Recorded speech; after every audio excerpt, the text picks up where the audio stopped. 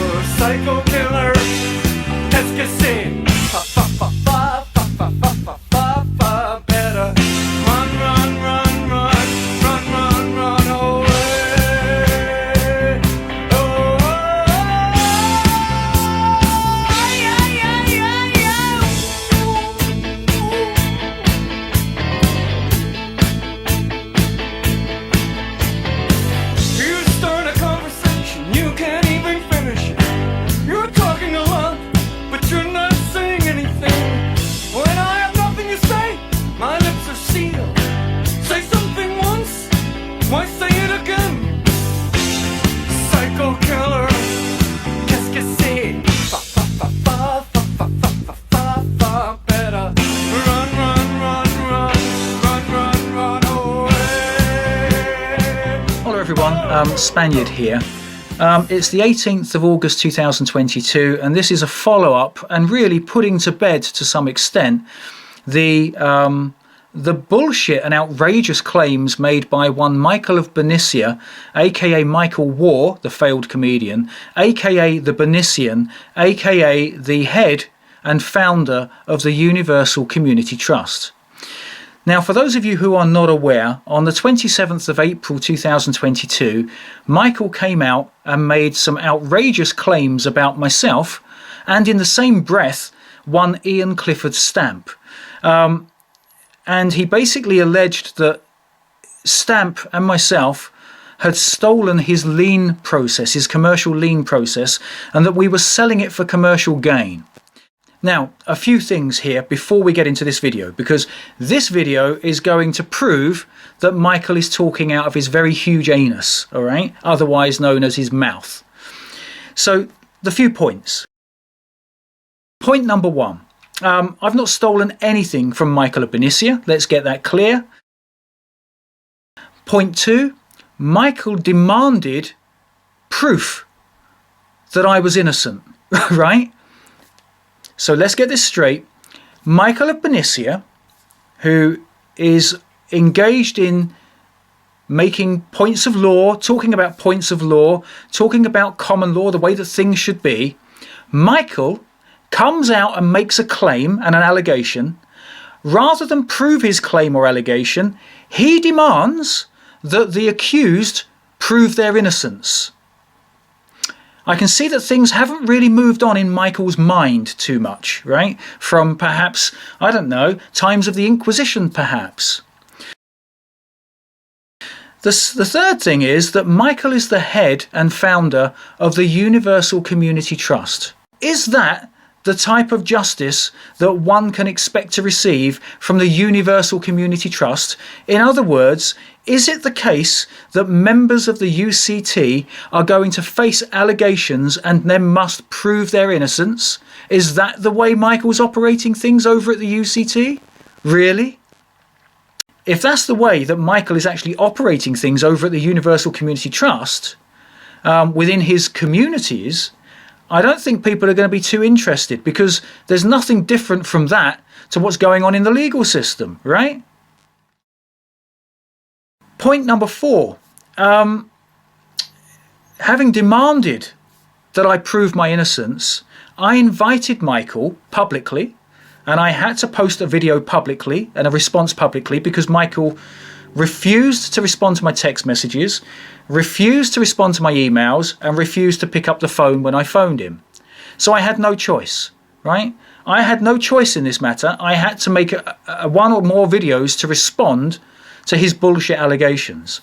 Now, I invited Michael to come down to the studios here and investigate and inspect the website and all the documentation on the website and compare it to his own documentation, so that he could assure himself that I had stolen nothing. Michael has never responded. He's never gotten in contact with me, which basically means that he makes an allegation or a claim, he demands that you prove your innocence, but then refuses to look at the proof of your innocence. Wow, what a guy. What a guy. This is the guy you're dealing with as the founder and the head of the Universal Community Trust, all right? Michael War, aka Michael of Bernicia. Come on down and take a bow, yeah? And then speak some more from your bowels, yeah? And point number 5. Michael mentioned me in the same breath as Ian Stamp, and I find that wholly insulting that I should even be mentioned in the same breath as Ian Stamp. I do not work with Ian Stamp. I will never work with Ian Stamp. So in today's video, what I'm going to do, bearing in mind that Michael has decided he doesn't want to see the proof of my innocence after all, I'm going to analyse Michael's lien process and compare it to the lien process which is actually available on the You and Your Cash website. All right.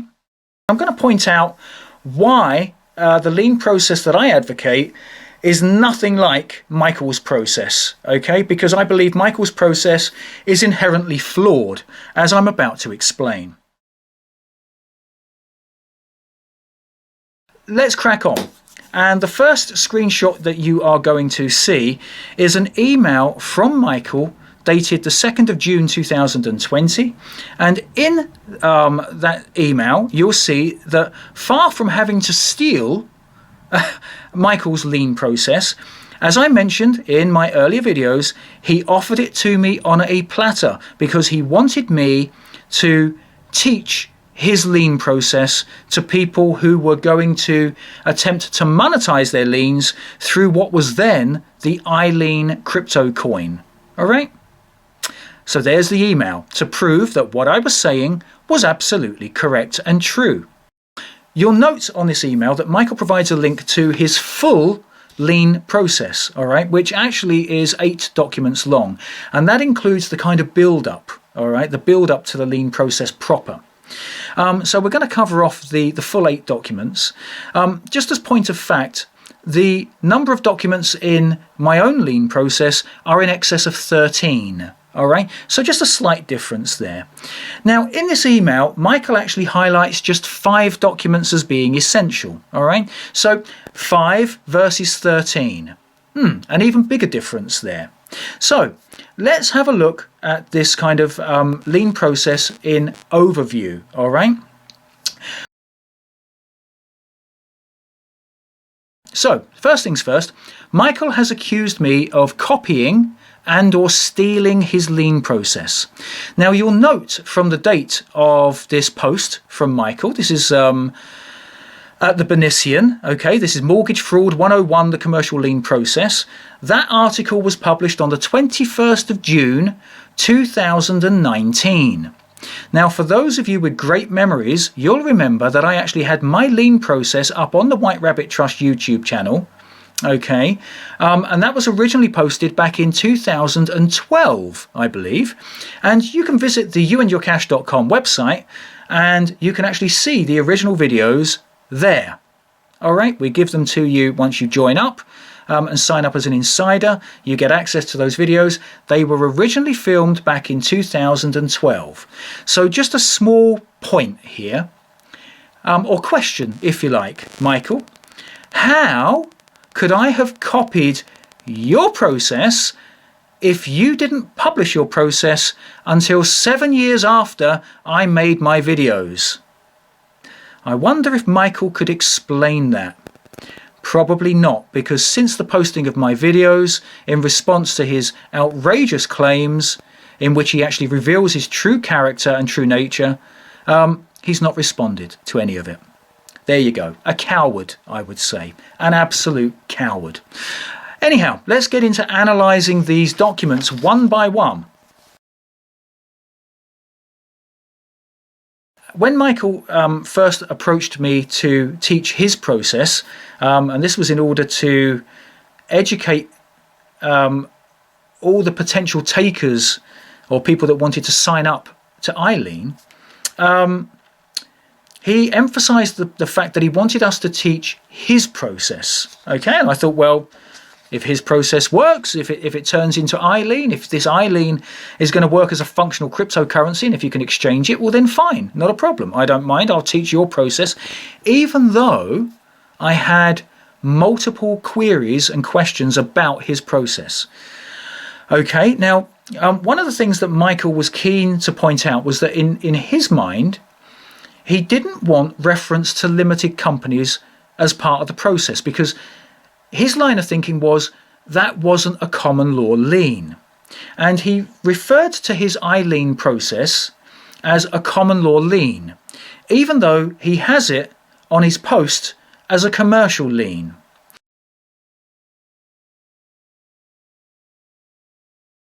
Now, Michael's line of thinking was that because commerce, or the laws of the sea, had been added into, this is the law merchant, had been added into the common law, right, the common law of the people back in, I think it was the 1200s, he determined that a commercial lien was therefore a common law lien. Now, I wouldn't necessarily agree with that, because, as Blackstone points out, you know, custom, which is the original common law, certainly it would appear to his mind and certainly to my mind, well, if you can pinpoint the date when something came into effect or began, or when a custom began, well, then it's not a true custom. And therefore, I would suggest that the law of the sea, apart from the fact it's the law of the sea and can't possibly be part of the law of the land, kind of common sense, really. But I would suggest the fact that we can actually pinpoint when that was added into the common law is not actually a true custom in the sense of the word custom. A custom is something which has been in existence since time immemorial, and people cannot actually identify the time when it came into being, which is not the case with law merchant and when it was added into the common law. Okay, so a little bit of a discrepancy and a dispute there per se. So anyhow, I'm totally okay using the phraseology commercial lien. I've got no problem with that. So Michael wanted to do this man to man, all right, and you can look through the posting on Michael's website, and you can see the screen snaps or screenshots that I'm about to show you and refer to. So Michael begins, if we go back to this 8-stage process, all right, Michael begins everything with a conditional acceptance. I actually learned from, not Winston Shrout direct, but the two lads that were actually teaching his stuff over here back in 2009, 10, 11. And they always made mention that you could start things off either with an affidavit, or you could start off with a conditional acceptance. And I used to start off a lot of my liens and the processes which I'd completed back in 2010, 2011, 2012, years before Michael's post, and I used to start them off with a conditional acceptance. And in this example, Michael has started his process with a conditional acceptance.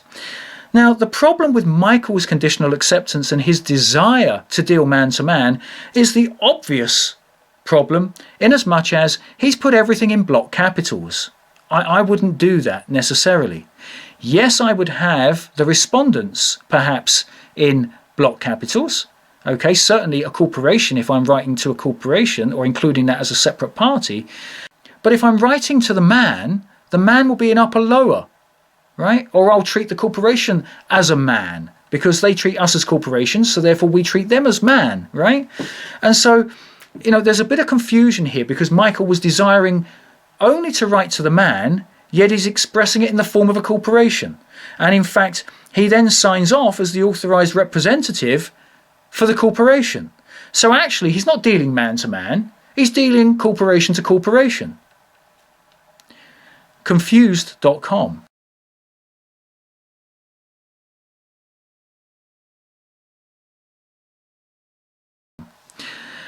Anyhow, if anyone wants to look at the second video that I made regarding Michael of Bernicia, you'll see a conditional acceptance which I've drafted at the end of that video. And you'll notice that it is completely different from the style of Michael's conditional acceptance. Therefore, the claim that I have copied Michael's paperwork, when we look at the very first document, is quite clearly utter hogwash. In fact, I don't include any of this kind of sign-off with sincerity and honour. Right? I wouldn't use the word sincerity because it's got sin written in it. I don't use this all rights reserved, without prejudice, without recourse, non-assumpsit. Right? Without prejudice means it can't be placed before a court. Why would I use that? That makes no sense. And I never sign off with this errors and omissions accepted. Right? I don't use that. So I don't use any of that phraseology. He's also given the party that he's writing to just 7 days to respond with, lots and lots of different bits of proof. And I wouldn't necessarily quote Acts of Parliament, which he has. Okay, I might refer to the principles which are mirrored in an Act of Parliament, but I wouldn't necessarily quote an Act of Parliament. Again, I don't see how that's rising above statute if you're then quoting statute. I don't kind of get it, right? And so I wouldn't necessarily, if I'm dealing man-to-man, quote statute. So anyhow, a little bit confusion there on the part of Michael. Before we move on to document 2, I guess what we could do, we could draw similarities between Michael's process and my process from document number 1 by saying that Michael does write his information on paper, or he writes his Lien process, his words on paper. And I too do use paper. So did I copy him? You didn't invent paper, Michael, and I think everybody uses paper, and I think people were using paper before you did. Now, I do also use letters of the alphabet, and I use words from the English language. Is that copying, Michael? Well, maybe Michael seems to think it is. I would suggest otherwise. And I do use ink. Very similar to Michael. Michael uses ink as well on his paper. Does that mean I'm copying him? Well, perhaps in Michael's dream world, maybe it does. So, as we look at the second document, okay, again, Michael has continued this use of block capitals, all right, allegedly writing out as the man. And this is his, he's got here notice of opportunity to cure. Well, clear difference here, Michael. You see, I actually would phrase this as a notice of fault opportunity to cure. You've phrased it as a notice of opportunity to cure. A little bit of a difference there, very subtle difference. Michael was also, he's also addressed this almost like as a letter, all right, in letter format, whereas I don't have that format in my documentation. My documentation is very formal, stating the parties, the claimant versus the respondent.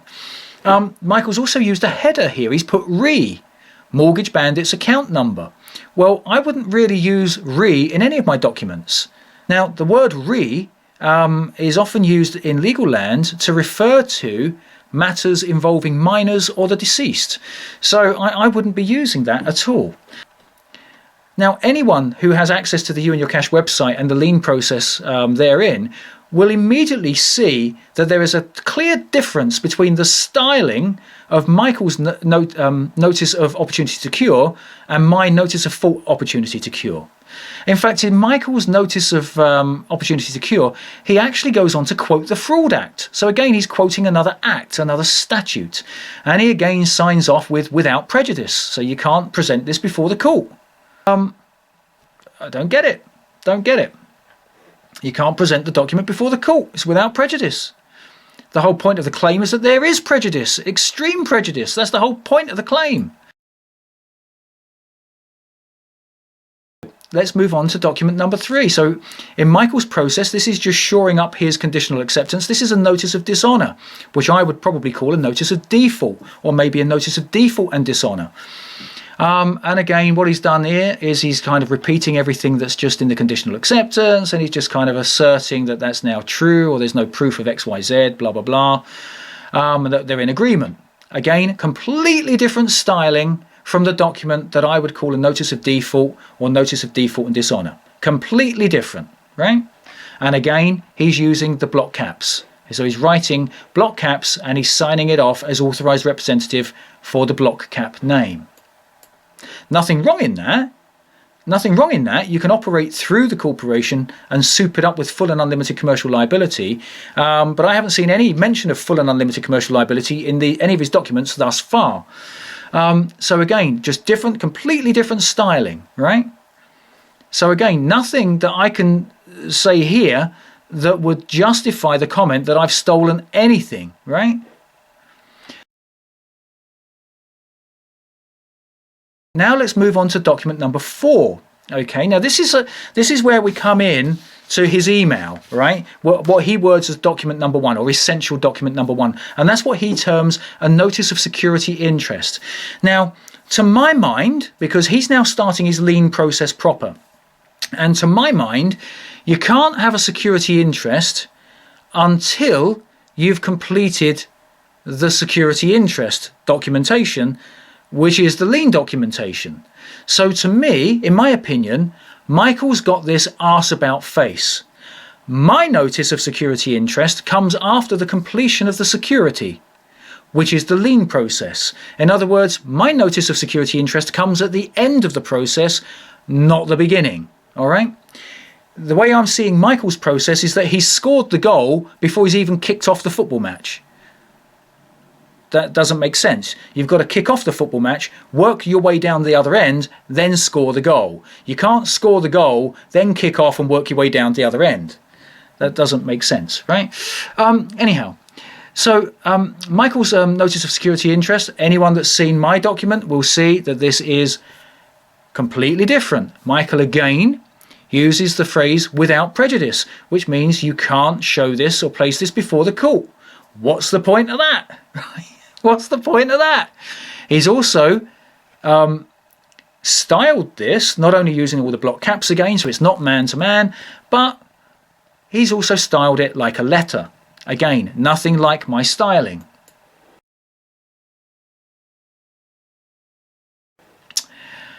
We then have, and trust me, this is going to get good, we then have the affidavit of obligation, which is what Winston Shrout termed as the commercial lien document, right? Affidavit of obligation and commercial lien.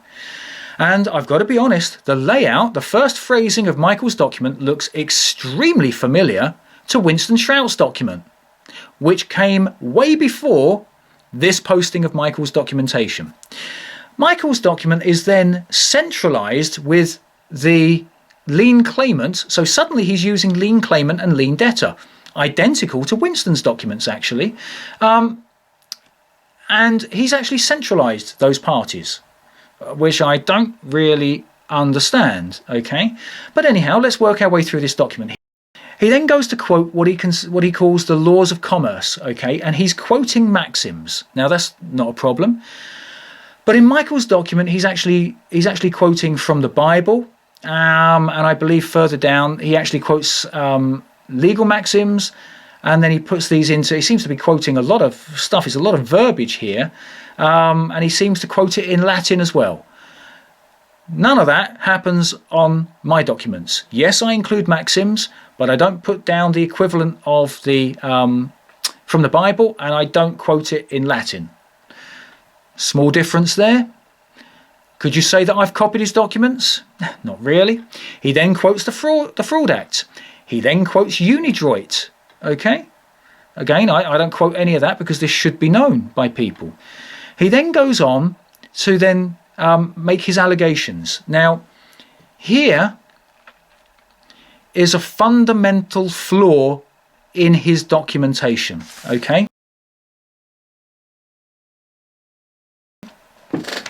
because his allegations are written as negative averments. All right, negative averments. That's his claims, that's his allegations. Now, let me just make something very, very clear, okay? I've been reading this book, Legal Treatise from 1800 to 1926, some good bedtime reading there. And this is a commentary on the 10 years of Littleton, written prior to the publication of Coke upon Littleton, edited from a copy in the Lien collection of manuscripts by Henry Carey. And if we turn to page 41 of the manuscript, okay, it's made quite clear that if you make allegations in the form of a negative averment, any judgment which derives therefrom must be in the form of a negative averment. In other words, the judgment which derives from those allegations can only be in this format. There is no verifiable proof that Simon Spaniard did not kill JFK. All right? Which is a pointless judgment, really, when you think about it, because it doesn't prove anything. Yet this is Michael's key document, right? This is Michael's key document. A complete waste of time, because all he can do is come out with a judgment that is basically in the negative averment style.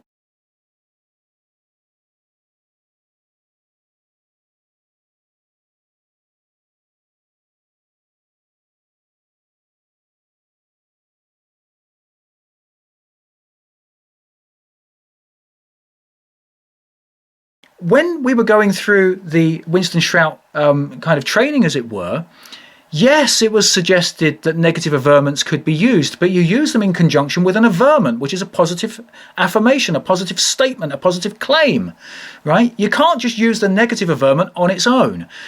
Now, why would I then steal this? Okay, and let me point something out. In my Lien process, there is not one negative averment. Not one. Not even in partnership with averments. There's no negative averment, right? Period.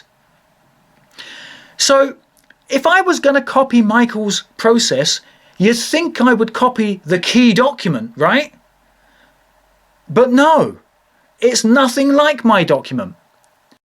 And then he signs it off with an affirmation.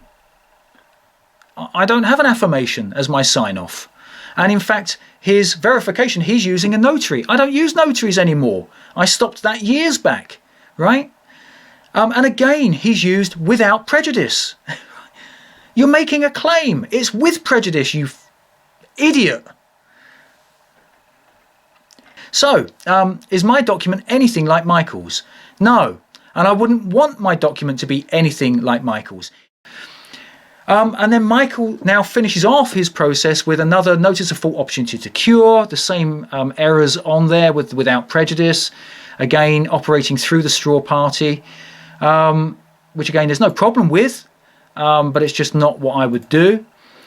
He then has a notice of default. So rather than a notice of dishonour this time, he's changed it to a notice of default, which is kind of weird. Okay.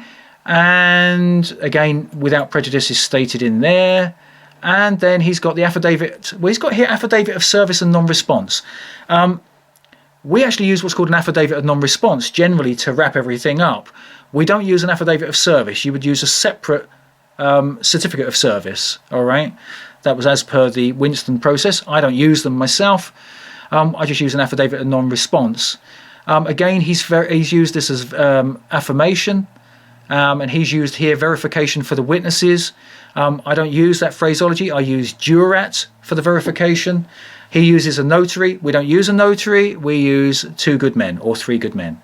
And that's it. That is it. There are major differences between Michael's process and our own process, okay?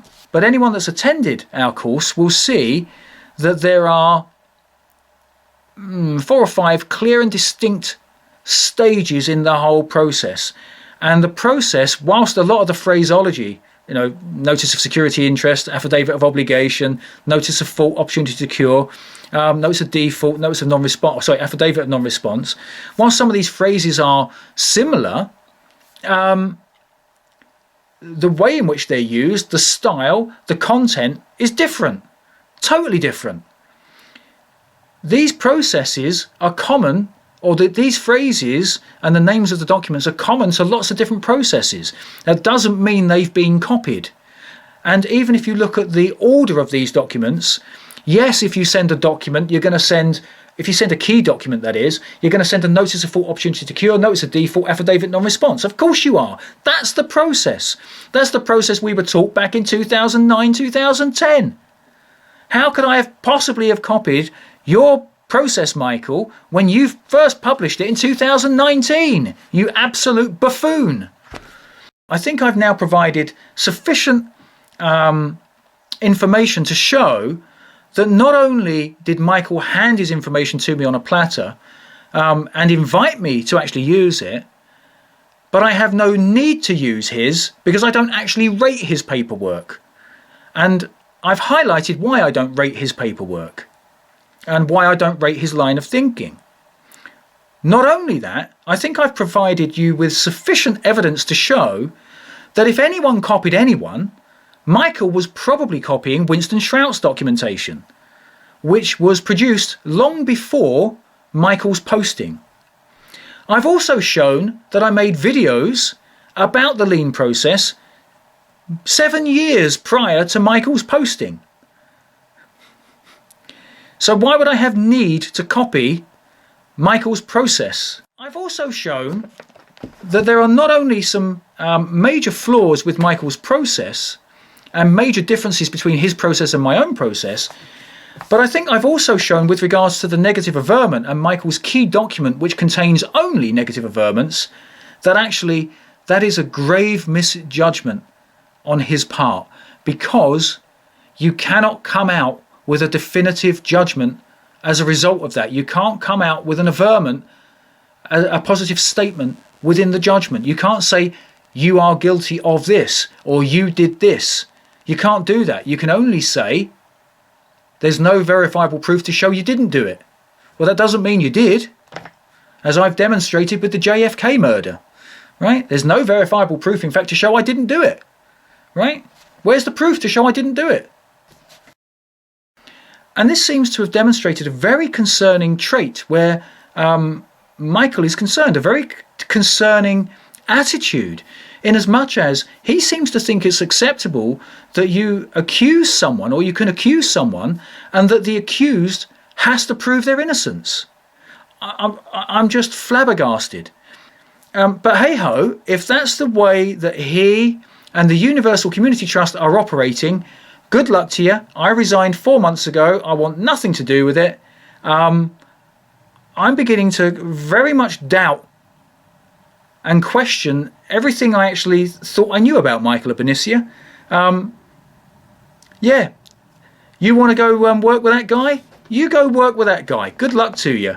I think I've demonstrated the kind of justice you can expect to be dispensed within the Universal Community Trust.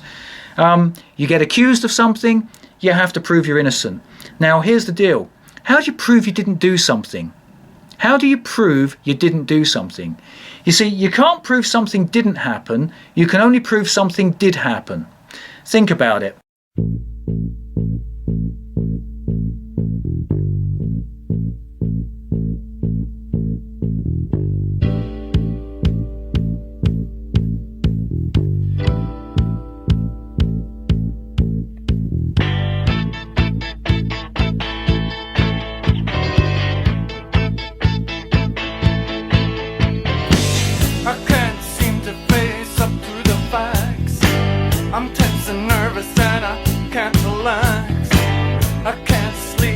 My bed's on fire.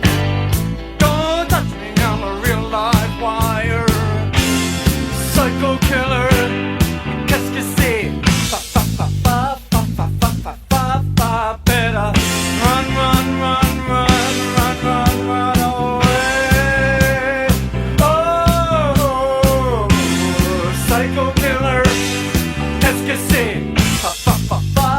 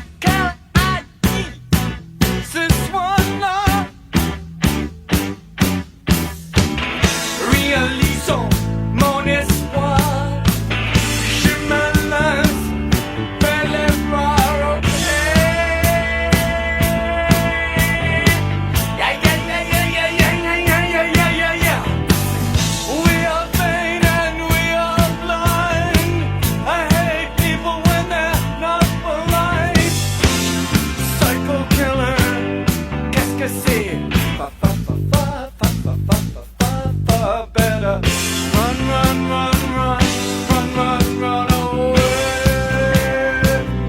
Oh, oh, oh. Psycho killer, qu'est-ce que c'est? Run, run, run, run, run, run, run away. Oh, oh, oh,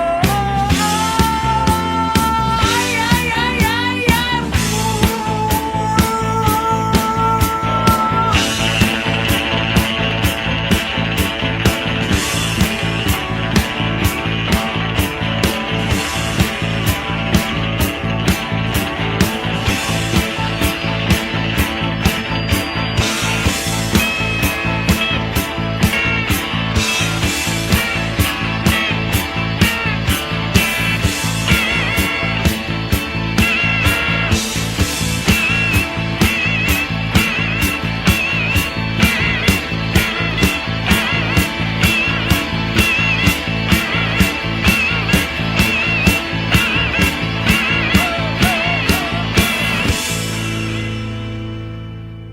Now, in light of the fact that, in my opinion, Michael of Bernicia has shown himself to basically be a prize cock, for want of a better word, I've got an award for Michael, okay? I've got an award for him.